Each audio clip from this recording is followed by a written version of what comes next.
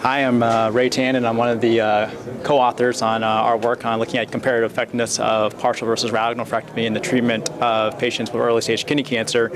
And we were really motivated by this study, just given some of the guidelines that suggest that partial nephrectomy really is the preferred treatment for such cancers, and sort of a contrary trial that showed that there was equivalent, if not slightly improved survival with radical nephrectomy.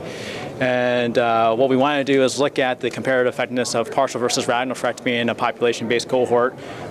When using such data, there's always a risk of selection bias, and so to do that, we use an instrumental variables analysis.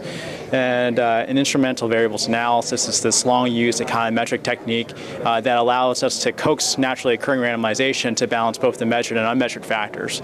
And so, kind of going here and looking at the study, it makes use of an instrumental variable that induces substantial variation in the treatment, and we can see that there's a group of patients whose treatment is largely dependent on that relationship. Here we use differential distance, or the difference in distance between the nearest surgeon performing partial nephrectomy and the nearest surgeon performing any kidney cancer surgery.